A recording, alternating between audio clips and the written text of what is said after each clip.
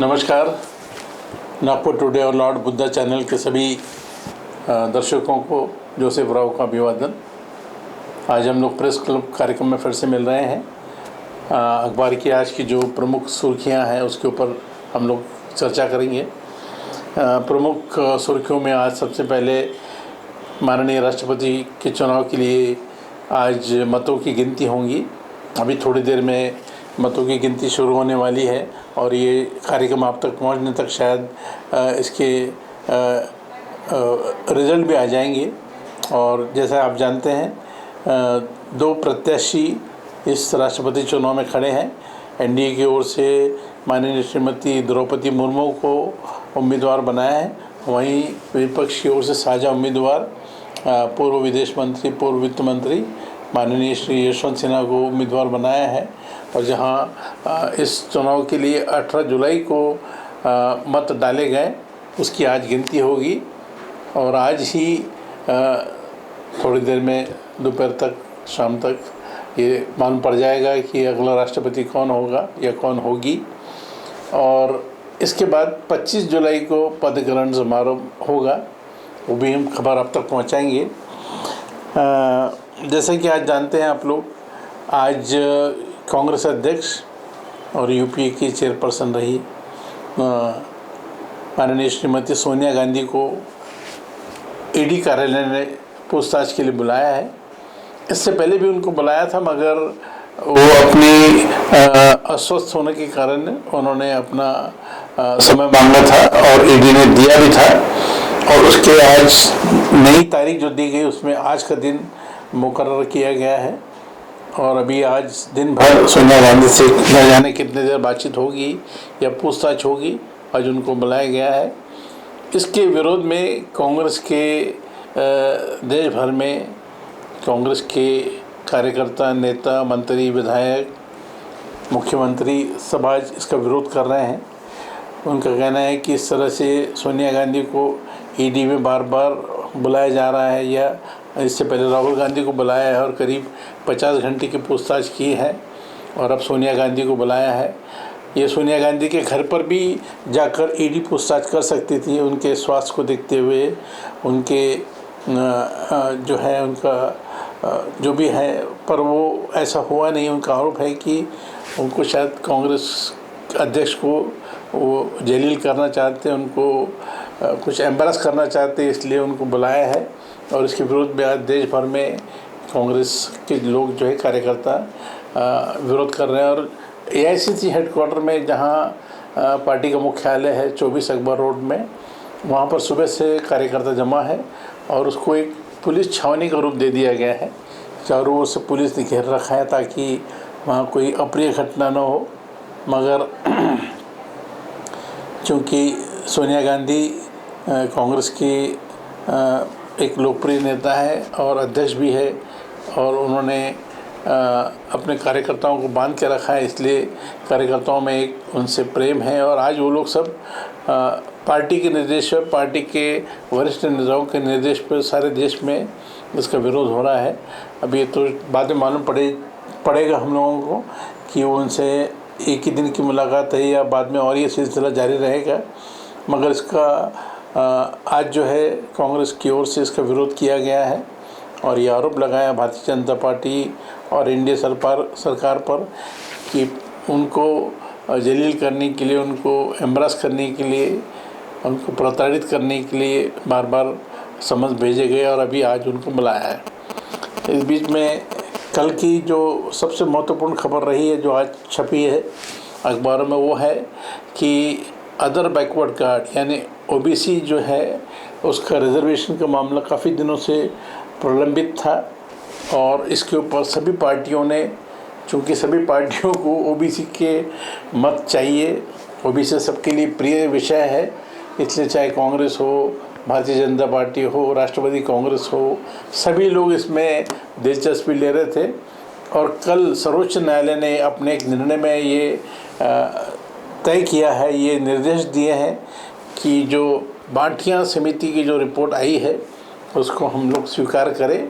और उन्होंने राज्य चुनाव आयोग को निर्देश दिया है कि वो 2 हफ्ते में चुनाव का कार्यक्रम जाहिर करे। और इसी तरह अब जो है अदर बैकवर्ड कार्ड या क्लास यानी ओबीसी को 27% उनको रिजर्वेशन मिलने वाला है। और ये बड़े उन लोगों के लिए, ओबीसी के लिए कि जो वर्ग है उनके लिए बड़ी खुशी की बात है, क्योंकि संघर्ष काफ़ी दिन से शुरू था और इसी पर सभी लोग, सभी दल इसका श्रेय लेना चाहते हैं। हालांकि लेने में कोई ऐतराज़ भी नहीं है, क्योंकि सभी लोगों ने मेहनत की और ये एक ही ऐसी विषय था जिसके ऊपर विपक्ष हो या रूलिंग पार्टी हो या कोई भी हो, ये सब लोग यही चाहते थे कि ऐसा रिजर्वेशन का मामला सुलझ जाए। और ये कल सुप्रीम कोर्ट ने इस बात को सुलझा दिया और निर्देश दिया है कि 27% जो रिजर्वेशन है, आरक्षण है, वो मिलना चाहिए ओबीसी के लोगों को। और अब ये जो है इसके ऊपर प्रक्रिया शुरू होगी और चुनाव आयोग से कहा गया है कि वो 2 हफ्ते के अंदर अपना कार्यक्रम, अगला कार्यक्रम जो है चुनाव का जाहिर करे, ऐलान करे उसका। और आने वाले जो महानगर पालिका के चुनाव है और नगर पालिका के उसके बाद में होने वाले चुनाव हैं, इसमें ये पहली बार ये लागू होगा और 27% के हिसाब से ओबीसी के लोगों को इसका रिजर्वेशन का लाभ मिलेगा। मुझे उम्मीद है कि आने वाले दिनों में अब ये जो आंदोलन है, जिसके लिए बहुत दिन से हज़ारों लोग रास्ते पर थे, कई आंदोलन किए, कई मोर्चे निकले, कई शिष्टमंडल, कई प्रतिनिधि मंडल ने सत्ताधारी पक्ष से और सरकार से बात किया और ये आखिर जो मामला था उलझा हुआ था सुप्रीम कोर्ट में, सर्वोच्च न्यायालय में, और कल सर्वोच्च न्यायालय ने इसको सुलझा दिया है। और ये एक बहुत राहत की बात है सभी लोगों के लिए। अभी कोई मोर्चे नहीं निकलेंगे, अभी कोई आंदोलन नहीं होगा और जैसा लोग चाहते थे उसी तरह हुआ, ये उसी के अनुरूप ये निर्णय आया है और 27% आरक्षण सबको मिलने वाला है। दूसरी ओर और एक खबर जो कल सर्वोच्च न्यायालय में सबकी आंखें, सबकी निगाहें टिकी हुई थी, वो था माननीय उद्धव ठाकरे की का ग्रुप और माननीय मुख्यमंत्री एकनाथ शिंदे का ग्रुप, इनके द्वारा दायर की गई याचिका पर सुनवाई होने वाली थी, कल हुई है। इससे चूँकि ये विधायकों के निष्कासन से संबंधित था, इससे पहले 11 जुलाई को ये सुनवाई हुई, मगर उसमें कुछ फैसला नहीं हुआ और ये कल की तारीख रखी गई थी। और कल जब ये आया तो सर्वोच्च न्यायालय ने काफ़ी बहुत दोनों ओर से दलील दी गई है। माननीय एकनाथ शिंदे ग्रुप की ओर से सर्वोच्च न्यायालय में प्रसिद्ध वकील माननीय हरीश साल्वे उनकी तरफ से पैरवी कर रहे थे, जबकि माननीय उद्धव ठाकरे ग्रुप की ओर से वरिष्ठ नेता, वरिष्ठ सांसद माननीय कपिल सिब्बल जो प्रख्यात वकील है, उन्होंने पैरवी की और अलग अलग दलीलें दी गई है और अभी कोई फैसला नहीं आया। मगर सुप्रीम कोर्ट ने कल सर्वोच्च न्यायालय ने कुछ 2-3 बातें ऐसी नोट की है। उनका कहना है कि ये मामला जो है ये संवैधानिक रूप से बहुत महत्वपूर्ण है, इसलिए हम लोग इसको एक लार्जर बेंच यानी बृहत बेंच की तरफ जाएंगे। और कल जो सुनवाई थी वो 3 सदस्यीय पीठ ने किया था सर्वोच्च न्यायालय की, अब वो जो है वो शायद 5 सदस्यीय सर्वोच्च न्यायालय की खंडपीठ में जाएगा और अगली सुनवाई जो है वो 1 अगस्त को होने वाली है। ये मामला बहुत महत्वपूर्ण इसलिए है कि जब माननीय एकनाथ शिंदे के साथी उनके साथ गुवाहाटी में होटल में थे, तब यहाँ पर शिवसेना की संसद जो विधायक समिति की मीटिंग हुई, जिसको कहते हैं जो लेजिस्लेटिव पार्टी की मीटिंग हुई और उसमें व्हिप जारी किया गया था और ये लोग वो व्हिप का उन्होंने उल्लंघन किया, माननीय शिंदे ग्रुप के लोगों ने, ऐसा उन पर आरोप था, इसलिए उनको निष्कासन की कार्रवाई की गई थी। उनको पार्टी से उनको एंटी डिफेक्शन लॉ के तहत उन पर कार्रवाई की गई थी और उस समय के जो डिप्टी स्पीकर थे नरहरि झिरवल, उन्होंने ये कदम उठाया था। मगर इसके ऊपर अभी सुप्रीम कोर्ट ने स्टेटस को जैसे थे ऐसा आदेश दिया है। अभी किसी भी पक्ष को कोई राहत नहीं मिली है और हो सकता आने वाले दिनों में जब 1 अगस्त को ये मामला जब 5 सदस्यीय सर्वोच्च न्यायालय की खंडपीठ के सामने जाएगा तब शायद कोई हल निकलेगा। मगर अभी तक ये असमंजस बना हुआ है, अभी तक स्थिति जो है ये स्पष्ट नहीं है और अभी भी खतरा टला नहीं है। कुछ लोगों का मानना है कि शायद शिंदे सरकार इससे बच सकती है या नहीं बचेंगी, अलग अलग राय है विशेषज्ञों की। कुछ जो कानून के सलाहकार है या कोई जो संसदीय क्षेत्र में काम करते हैं जैसे विधानमंडल सचिव वगैरह जो भूतपूर्व सचिव है, उनकी भी कुछ अलग अलग राय है। मगर इसके ऊपर फैसला जो है जो भी है वो सर्वोच्च न्यायालय को ही लेना होगा। और जब 1 अगस्त को ये मामला फिर से सर्वोच्च न्यायालय के सामने आता है तब शायद कोई इसके ऊपर फैसला हो। और एक तरह से इस पार या उस पार की लड़ाई है, क्योंकि इसके ऊपर बहुत सारा जो है ऑब्जेक्शन जो है, इसके ऊपर जो आपत्ति ली है वो माननीय उद्धव ठाकरे के ग्रुप की ओर से ली गई है कि उन्होंने सरकार को ही असंवैधानिक बताया है। उन्होंने राज्यपाल माननीय भगत सिंह कोश्यारी के कदम को ही गलत बताया है कि जब ये निष्कासन की कार्रवाई चल रही है ऐसे समय राज्यपाल द्वारा माननीय एकनाथ शिंदे को बुलाकर मुख्यमंत्री पद की शपथ दिलाना, उन्होंने इसी को चुनौती दी है। उनका कहना है कि पूर्ण रूप से ये गैर कानूनी है। मगर अब ये जो है मामला ये जो है अभी सुप्रीम कोर्ट के पाले में है और 1 अगस्त तक सबको इंतज़ार करना होगा किस ओर ये जो है जो फैसला है किस ओर किस पक्ष को राहत दिलाता है या किस तरह का फैसला आता है। सबको एक तरह से 1 अगस्त का इंतज़ार करना होगा। इस बीच में कुछ और ऐसी खबर है कि अल्ट न्यूज़ के जो प्रमुख थे ज़ुबैर, जिनको पुलिस ने जांच एजेंसियों ने उनको गिरफ्तार किया था और उनके ऊपर आरोप था कि उन्होंने द्वेष फैलाने का काम किया। उन्होंने भारतीय जनता पार्टी की तत्कालीन जो प्रवक्ता थी श्रीमती नुपुर शर्मा, इनका जो एक विवादित जो टीवी का इंटरव्यू था उसको उन्होंने अल्ट न्यूज़ में डाल दिया था और उससे काफ़ी खलबली मच गई थी। और इसी आरोप के तहत उनको गिरफ्तार किया और वो प्रताड़ित भी करने की ऐसे लग रहा था कि शायद उनको प्रताड़ित किया जाएगा। बहुत जगह से मानवाधिकार उल्लंघन की बात हो रही थी मगर ऐसा कुछ हुआ नहीं। और उन्होंने अपील की थी जिसके ऊपर कल सर्वोच्च न्यायालय ने रोक लगाई है, उनको बेल दी है, उनको जमानत दी है। और सुप्रीम कोर्ट ने ये भी एक ऑब्जर्व किया है, ये बचाव पक्ष एक प्रोसिक्यूशन की एक दलील को ठुकरा दिया कि उनको ट्वीट करने से रोका जाए। सुप्रीम कोर्ट का कहना है कि पत्रकार है, उनको कैसे रोका जाएगा। अगर कोई वकील को अपनी वकालत ना करने दे ये कैसे हो सकता है, उसी तरह एक पत्रकार को अगर लिखने ना दिया जाए ये कैसे हो सकता है। तो ये सब बातों को उन्होंने सुप्रीम कोर्ट ने कर खारिज कर दिया और उनको बेल दिया है। उनको कहा है कि वो अपना जो है आगे जो है वो उनको अप्लीकेबल होगा बेल के लिए और जो सक्षम न्यायालय उसके सामने वो जाएंगे और शायद उनको अभी ये मिलने के बाद वो शायद रिहा हो सकते हैं। क्योंकि इस ज़ुबैर की गिरफ्तारी के बाद अंतर्राष्ट्रीय समुदाय भी एक तरह से इसकी देखरेख कर रहा था और बहुत जगह से बहुत विदेश के जो समूह है, ग्रुप है, वो भी इसके ऊपर कड़ी नज़र रखे हुए थे कि ज़ुबैर के साथ क्या होता है। और कई जगह से इसकी कड़ी भर्त्सना भी की गई, कड़ी निंदा भी की गई थी कि अल्ट न्यूज़ के जो ज़ुबैर है उनको सरकार ने गलत तरीके से उनको गिरफ़्तार किया है। तो ये मामला फ़िलहाल अभी तो आज की तारीख में अभी के लिए थोड़ी देर के लिए टल गया है और उनको ज़मानत दी गई है। इस बीच में खबर ऐसी भी है कि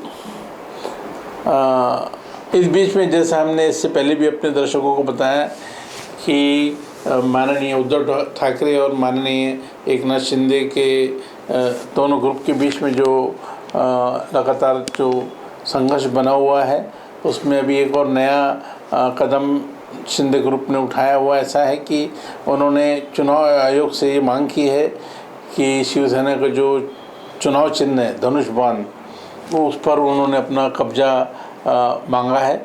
और उनका कहना है कि शिवसेना के जो ब्रेकअवे ग्रुप है या उनके साथ जो ग्रुप है, जो विधायक है, उनकी संख्या पर्याप्त है और ज़्यादा है, और इसलिए शिवसेना को अभी लोकसभा में माननीय स्पीकर ओम बिरला ने इस ग्रुप को मान्यता दी है। और यहाँ के नेता, यहाँ के सांसद माननीय श्री राहुल शेवाले को नया ग्रुप का लीडर बनाया है, शिवसेना का ग्रुप लीडर बनाया है। और वही दूसरी ओर हमारे यवतमाल के सांसद श्रीमती भावना गवली को मुख्य प्रतोद करके नियुक्त किया है। इसलिए हमारा दावा जो है वो ज़्यादा सक्षम है। इसलिए हमें चुनाव आयोग ने धनुष बाण जो चुनाव चिन्ह है वो देना चाहिए। ये उन्होंने कल चुनाव आयोग के सामने अपनी जो है याचिका रखी है। अभी इसके ऊपर फैसला आना है। जैसे हमने पहले भी दर्शकों को बताया है कि अभी ये जो लड़ाई है इसमें कौन जीतता कौन हारा ये तो आगे की देखना होगा, मगर जिस तरह से माननीय एकनाथ शिंदे का ग्रुप जो है एक तरह से हावी होता जा रहा है, और अभी वो उनका पहला जो है पहली लड़ाई तो उन्होंने जो थी एक तो ग्रुप को अपनी मान्यता दिला दी है और अपना प्रतुत नियुक्त किया है। ये दो पहला कदम था उनके लिए जीत का। और अभी कल उन्होंने चुनाव आयोग के सामने ये दलील रखी है कि धनुष बाण जो है हमको मिलना चाहिए। अभी इसके ऊपर आने वाले दिनों में चुनाव आयोग क्या फैसला लेता मालूम पड़ेगा, मगर जो भी होगा इसको हम सब जानते हैं। अगर ये इस तरह से फैसला उनके पक्ष में आता है तो इसको माननीय उद्धव ठाकरे का जो शिवसेना है का ग्रुप है वो इसके निश्चित रूप से इसको सर्वोच्च न्यायालय में या न्यायालय में इसको चैलेंज करेगा और ये कानूनी लड़ाई फिर शुरू होगी। तब देखना होगा कि धनुष बाण किसके पास रहता है। इस बीच में और एक खबर आ रही है ऐसी है कि भारतीय रेल ने जो पहले सीनियर सिटीजन्स को और जो स्पोर्ट्स के जो लोग हैं, खिलाड़ी हैं, उनको एक कंसेशन मिलता था। रेल में यात्रा करने के लिए एक सुविधा मिलती थी जिसमें सीनियर सिटीजन को यानी वरिष्ठ बुजुर्ग लोगों को जो है नागरिकों को 50% पुरुषों को और महिलाओं को 40% कंसेशन मिलता था रेल यात्रा के लिए। मगर ये पिछले दिनों जब ये कोरोना का प्रभाव आया तब काफ़ी संख्या में ट्रेनों का आवागमन बंद हो गया था और उसका असर रेलवे पर भी पड़ा और शायद उनके रेवेन्यू पर भी पड़ा है। वो उतना रेवेन्यू जनरेट नहीं कर पाए और एक तरह से रेलवे कुछ थोड़े दिनों के लिए उनका शायद घाटा भी बड़ा होगा। मगर रेल मंत्री अश्विनी कुमार ने साफ कह दिया है कि वो ये जो दोनों कंसेशन है जो खिलाड़ियों को मिलता है और बुजुर्गों को मिलता है ये नहीं बहाल करेंगे। हालांकि बड़े आश्चर्य की बात है क्योंकि रेलवे ये एक सर्विस है, ये कोई प्रॉफिट अर्निंग या लाभ कमाने की कोई कंपनी नहीं है ना। ये हज़ारों लोग इससे वंचित हो गए हैं और सब लोगों को उम्मीद थी कि शायद अब जब स्थितियाँ सब सामान्य होती जा रही है, गाड़ियों का आवागमन भी पूरी तरह से भी शुरू हो गया है, जो बंद रेलगाड़ियाँ थी वो भी शुरू हो गई है। ऐसे समय में ये दो कंसेशन जो है, दो रियायतें जो है, अगर रेल मंत्री शुरू करते तो ये बहुत बड़ा तबका जो है इसका लाभ से उठा सकता था। मगर उन्होंने इस बात से इनकार कर दिया। उन्होंने कुछ फिगर भी दिया है कि ये इतना इससे घाटा होता है। अब ये तो उनको घाटे से उबरने के लिए उनको कुछ दूसरे उपाय अपनाने चाहिए। मगर ये दो जो कंसेशन है ये हज़ारों लाखों जो लोग हैं सीनियर सिटीजन और स्पोर्ट्स के लोग, ये इनको मिलता था, ये इससे वंचित किया है। और मुझे उम्मीद आने वाले दिनों पर सरकार भी और प्रधानमंत्री स्वयं या पार्टी के लोग इसके ऊपर गौर करेंगे और ये जो दोनों कंसेशन थे इसको बहाल किए जाएंगे। फिलहाल आज के लिए इतना ही। नमस्कार।